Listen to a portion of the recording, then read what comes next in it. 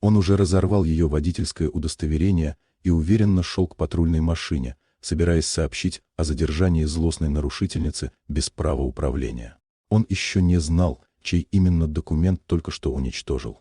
Маргарет Холмс, 52 года, не могла позволить себе ни малейшей ошибки. В бардачке ее старого Ford Focus лежали не просто документы, а материалы, способные разрушить сразу несколько региональных транспортных компаний и задеть интересы высокопоставленных чиновников. Она была всего в 30 километрах от Ричмонда, где должна была передать оригиналы в засекреченный архив для федерального расследования. Жара стояла невыносимая, асфальт дрожал, воздух был густым от пыли. За плечами Маргарет 20 лет безупречной службы в транспортном надзоре.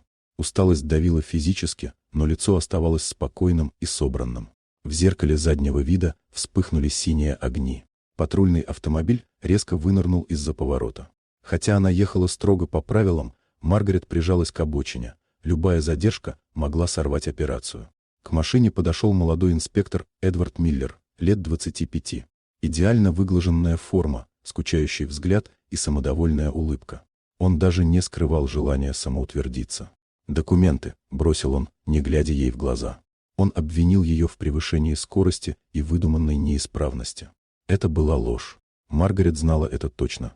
Она спокойно передала паспорт и водительское удостоверение.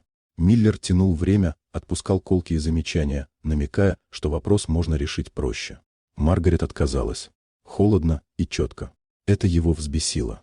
Он начал выписывать фиктивный протокол, наслаждаясь своей властью. Маргарет наблюдала молча. Она видела каждую процессуальную ошибку, каждое превышение.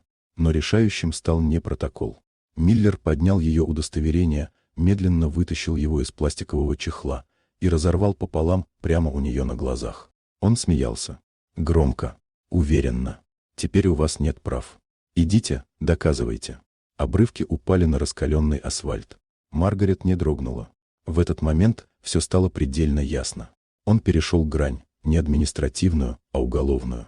Она достала телефон и спокойно зафиксировала на видео разорванный документ, номер патрульной машины и самого инспектора.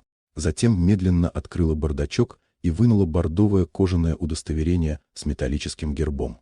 Она не сразу его открыла, лишь позволила Миллеру увидеть цвет. Самоуверенность исчезла мгновенно. «Инспектор Миллер», — произнесла она ровно, — «вы только что уничтожили государственный документ и превысили полномочия. Все ваши действия зафиксированы.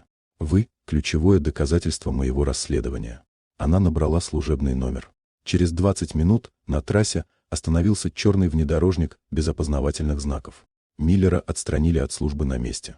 А Маргарет Холмс спокойно дождалась, пока архив уедет дальше, по своему маршруту. Справедливость не кричит. Она оформляется протоколом.